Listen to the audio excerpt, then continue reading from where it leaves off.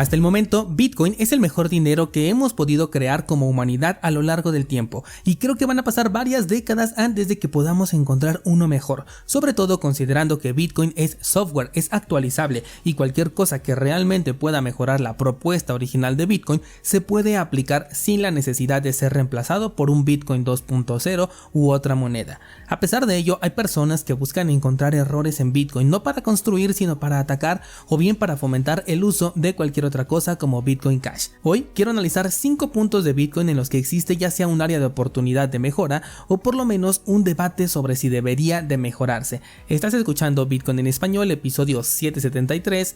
Comenzamos. Quiero comenzar con uno de los puntos más tocados a lo largo de todo el tiempo de la existencia de Bitcoin, y es el tema de la escalabilidad. La inteligencia artificial al respecto nos dice lo siguiente: se requiere de una mayor capacidad de transacciones por segundo para hacer frente a la creciente demanda de la red. Una forma de abordar esto es mediante la implementación de la tecnología de Lightning Network, que permitiría realizar transacciones fuera de la cadena principal de Bitcoin. Bien, pues este es uno de los temas más abordados a lo largo del tiempo que llevo en este entorno, y ese debate sigue todavía vigente. Por un lado, hay quienes dicen que Bitcoin no puede ser adoptado de manera masiva, ya que no puede competir contra redes como lo son Visa o Mastercard al momento de realizar múltiples transacciones en un mismo momento. Por otro lado, donde me incluyo de hecho, estamos aquellos que pensamos que Bitcoin jamás tuvo la intención de ser una moneda de uso masivo, y que incluso lo vería yo inconveniente desde mi punto de vista. Ya te he comentado que para mí Bitcoin, en lugar de incrementar su adopción, la va a reducir en el tiempo futuro y se va a convertir en una moneda de nicho. Esa es la perspectiva que yo tengo.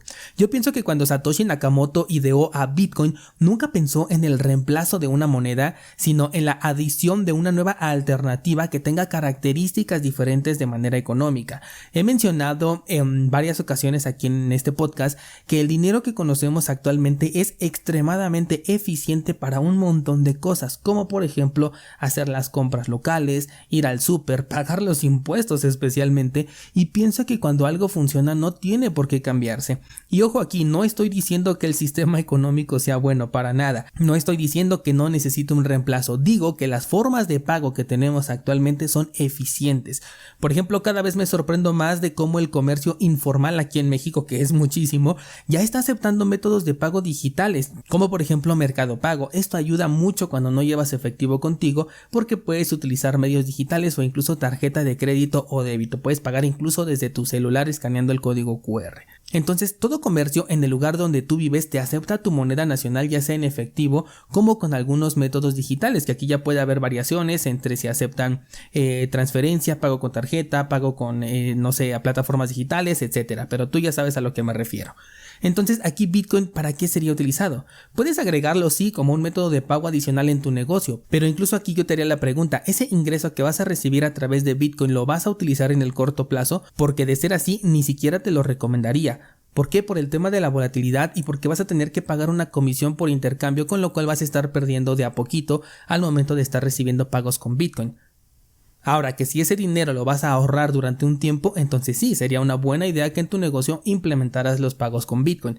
Un caso personal, por ejemplo, aquel dinero que recibo a través de Bitcoin, yo procuro no tocarlo hasta que alguno de mis objetivos sea alcanzado. Ese dinero que recibo en Bitcoin no lo considero como disponible inmediato, sino como una inversión en automático. En cuanto llega, automáticamente lo mando a una cartera donde posteriormente pues hago algunos procesos para eliminar el KYC que pueda llegar a traer, y posteriormente ya lo envío hacia una cartera en hardware, donde ahí se va a quedar durante algún tiempo. Desde mi punto de vista, Bitcoin, al ser una economía distinta, tendrá que tener un uso distinto también. Por ejemplo, para ahorrar, porque sabes que tu dinero va a estar seguro de la inflación y también de corralito sobre todo, a diferencia de cualquier otra inversión existente en el sector tradicional. Otro uso puede ser, por ejemplo, para realizar transacciones internacionales más rápidas y eficientes sin tener que esperar o pagar grandes comisiones a intermediarios, que además te van a cobrar aparte la comisión por el cambio de divisa. Para realizar pagos donde quieres poner tu privacidad por delante también es una buena idea, y yo sé que aquí Monero es 1000 veces mejor, pero lo estamos comparando en este caso con el dinero fiat, en donde toda transacción que sea digital queda completamente registrada con tu nombre. En Bitcoin por lo menos requiere de una investigación, la cual puede llevar desde un par de segundos hasta ser imposible de detectar, dependiendo de las habilidades que hayas adquirido en cursosbitcoin.com y de cómo las estés aplicando. Si tomamos en cuenta este uso, el número de transacciones debería de mantenerse bajo en la mayoría de ocasiones, porque estos usos no requieren que a cada rato estemos haciendo transacciones con Bitcoin. No necesitaríamos entonces resolver este problema, entre comillas, existente de la escalabilidad. Pero resulta que una cosa es el objetivo que tenía Satoshi Nakamoto y otra cosa es el que como personas y como usuarios, como bitcoiners, queremos. Y aquí, por ejemplo, si únicamente unimos a 10 personas, cada una puede tener un pensamiento distinto de para qué quiere utilizar a Bitcoin. Uno puede querer hacer pagos internacionales, otro puede querer invertir, otro puede querer hacer trading, otro quiere hacer pagos seudónimos, otro le quiere agregar una imagen JPG, no sé por qué lo haría, pero hay quienes lo quieren, etc.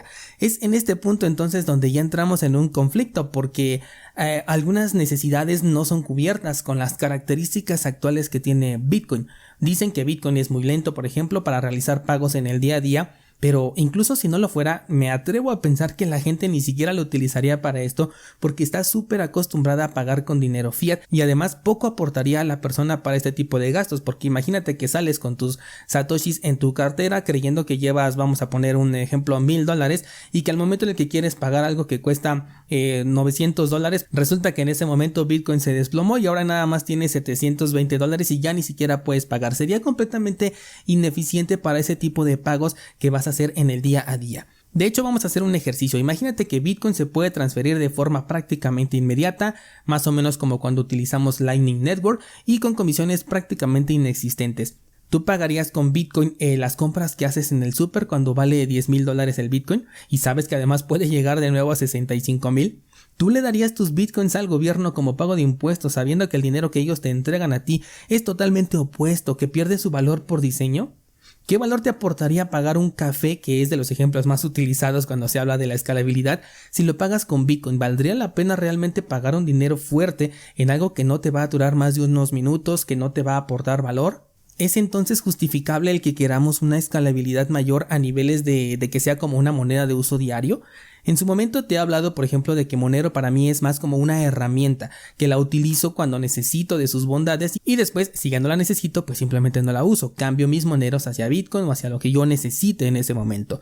Bueno, pues Bitcoin también puede ser considerada como una herramienta económica, en donde yo puedo meter mi dinero y adquirir nuevas capacidades que el fiat no tiene. Puedo utilizar estas capacidades exclusivas de Bitcoin a mi favor y después, si es necesario, volver a dinero fiat para retomar las capacidades que este tiene y para las cuales ya dijimos que es bastante eficiente. Si no es necesario, incluso puede ser porque las propias capacidades de Bitcoin ya resolvieron el problema que yo tenía, llámese un pago internacional, tener una reserva de valor, etc. Y me he dado cuenta que aquellos que defienden este propósito, que de cierta manera lo pueden considerar como un propósito limitado, son aquellos a los que llaman maximalistas. Les ponen esta etiqueta porque no están abiertos a un cambio para, entre comillas, mejorar a Bitcoin, pero en realidad lo mejorarían o lo acercarían más a lo que ya tenemos actualmente. Donde sí tenemos un gran problema, y este sí lo considero de verdad un problema, son los ordinals, los NFTs y los stamps, porque se están saliendo completamente del objetivo de Bitcoin. No tienen ninguna utilidad real y lo sé perfectamente porque a día de hoy, después de un par de años de que se ha estado jugando con los NFTs en Ethereum y en muchas otras redes, aún no se encuentra un solo uso real que no pueda ser reemplazado de manera más exitosa con un método tradicional. La forma de solucionar esto es volver a cerrar ese grifo que ya se abrió en Bitcoin, y ya vimos como de hecho algunas personas con la sola idea ya lo consideran como una prohibición, cosa que se supone que va en contra de Bitcoin, pero yo en el white paper no encuentro un lugar donde se diga que Bitcoin es la moneda en la que vas a poder adjuntar imágenes. Yo veo que ahí dice que pretende ser un sistema de efectivo peer-to-peer y no estoy en contra de los desarrollos en capas adicionales que ofrezcan cualquier tipo de agregado que a la gente se le ocurra, pero dentro de la red principal lo único que estas añadidos han conseguido es entorpecer las transacciones. Tuvimos de hecho apenas un periodo de más o menos un par de meses con comisiones altas porque algunos estaban experimentando con imágenes en la red de Bitcoin, dejando de transferir un valor, dejándolo de utilizar para lo que fue creado. Y sí, Bitcoin yo he defendido que lo puedes usar de la manera en la que tú quieras, pero al mismo tiempo esto no debería de afectar el uso de las otras personas, sino que cada quien pueda ser independiente de utilizar su dinero como mejor le convenga sin que esto tenga una repercusión directa en la experiencia de los demás usuarios. Ya me extendí mucho con el primer punto, que es el de la escalabilidad, pero bueno, en resumen, el dilema está en que Bitcoin puede tener un lugar propio como sistema económico descentralizado, donde no requiere de un uso cotidiano y por lo tanto no requeriría una escalabilidad mayor o no sería una necesidad primordial. Por otro lado, están aquellos que quieren mayor escalabilidad para darle usos, desde mi punto de vista, poco justificables hasta este momento. El segundo punto es la mejora en la privacidad. Actualmente las transacciones de Bitcoin no son completamente anónimas, lo que puede llegar a ser un problema para ciertos usuarios, sobre todo aquellos que utilizan servicios centralizados, y de hecho le quita fungibilidad, ya lo vimos con la censura de transacciones. Es cierto que para este caso Monero está en primer lugar, es superior a Bitcoin, pero en Bitcoin la transparencia es un papel importantísimo. El hecho de que cualquier persona pueda verificar cualquier transacción hecha en esta red y no solamente las propias, hace que sea un sistema donde la confianza quede eliminada. Por eso esa popular frase de no confíes, verifica. A diferencia de Monero, en donde sí existe cierto grado de confianza en que no se está realizando un doble gasto, que es de las principales soluciones explicadas por Satoshi Nakamoto en su white paper. Tenemos algunas alternativas como por ejemplo los CoinJoins. Por ahí alguna vez se habló de algunos pagos privados, pero no he visto seguimiento a esta implementación. Sonaba bastante interesante, pero por el momento creo que pues no tenemos esto solucionado. Tampoco considero que sea un problema porque desde un principio está diseñado para que sea completamente transparente y es parte de sus características, por lo tanto al mismo tiempo no puede convertirse en un problema porque es parte de sus bondades. Entiendo perfectamente a las personas que quisieran esta privacidad, pero considero que para ello tenemos otras herramientas, como en este caso lo es Monero. No creo que en Bitcoin lleguemos a ver el tema de la privacidad tan rápido o de maneras tan eficientes como lo hace Monero. Creo que en su lugar veremos el crecimiento de los protocolos tipo CoinJoin o por ejemplo los Paynims, que estos sí me parecen bastante interesantes. El siguiente punto es la mejora en la usabilidad. Bitcoin sigue siendo un sistema complejo para muchos usuarios, lo que puede desalentar la adopción masiva. Se pueden hacer mejoras en la usabilidad como la implementación de una interfaz de usuario más intuitiva para hacerlo más accesible a un público más amplio. Esta es la respuesta que me dio la inteligencia artificial cuando le pregunté sobre los problemas de Bitcoin en términos de usabilidad. Personalmente no estoy de acuerdo. Aquí yo considero que plataformas como Mercado Pago, y eso hablando de una experiencia local, aquí en México lo he visto mucho crecer a Mercado Pago, no sé cómo sea en otros países, pero bueno, Mercado Pago para mí ha hecho una labor de educación bien importante porque la gente ya le está perdiendo el miedo a utilizar pagos digitales a través de códigos QR. Yo veo que ya se están familiarizando con ello, por lo que el uso de Bitcoin, que funciona prácticamente de la misma manera, no creo que sea complicado ya para las personas, porque ni siquiera sería necesario que sepas que hay que utilizar una nueva dirección por cada transacción de entrada en Bitcoin, o por ejemplo el tema de las confirmaciones, porque esto lo puede hacer en automático la cartera sin que el usuario lo sepa. Y sí, lo mejor sería entender perfectamente la tecnología que está detrás de Bitcoin, no me refiero a blockchain, sino realmente a lo que compone a una transacción de Bitcoin. Pero vamos, la gran mayoría hemos utilizado el dinero fiat sin idea de cómo funciona durante mucho tiempo. Me atrevo a pensar que muchos descentralizados íbamos con esta ignorancia hasta que llegamos a conocer a Bitcoin y fue así como se nos abrió la mente y entendimos por un lado el dinero tradicional y por el otro lado las ventajas que nos ofrecía Bitcoin.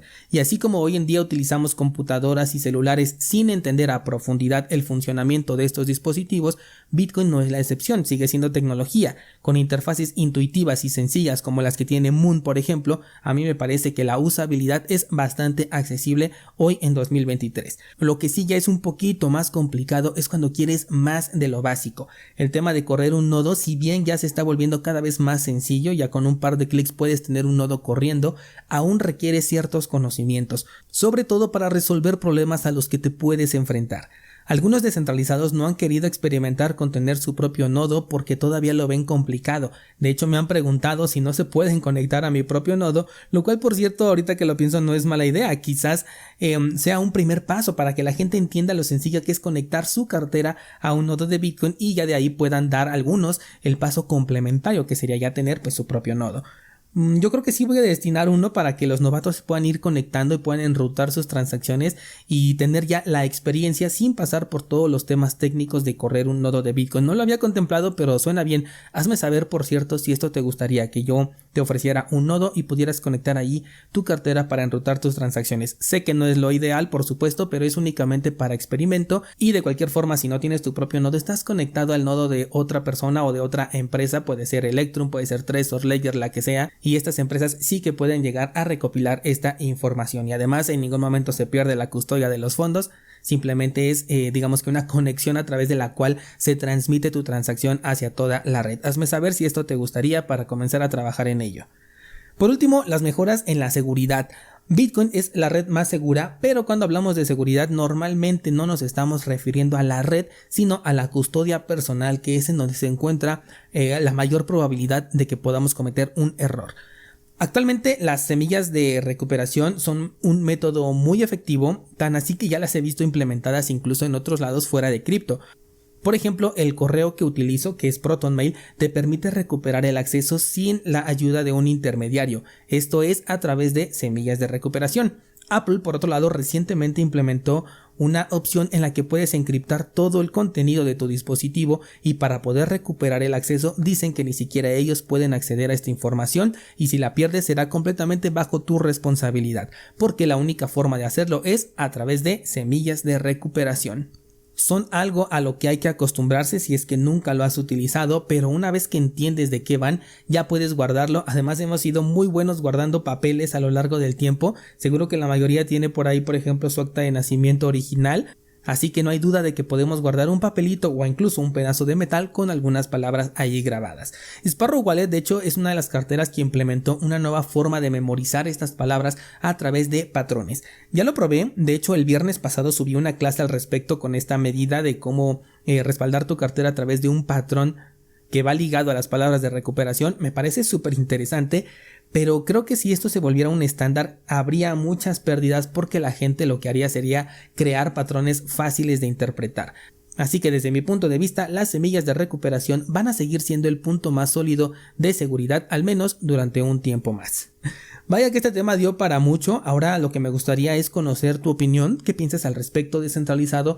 Hazme saber, por favor, qué opinas sobre lo que he comentado en este episodio, si estás de acuerdo con lo que digo, si algunas cosas no te han gustado, sobre todo en el tema de la escalabilidad. Creo que es donde más puede haber alguna diferencia de opiniones, porque tan es así que este debate lleva un montón de años en la comunidad. Así que espero tus comentarios, que me encantará leer, por supuesto. Esto sería todo por el día de hoy. Muchas gracias por llegar al final del episodio y hasta mañana.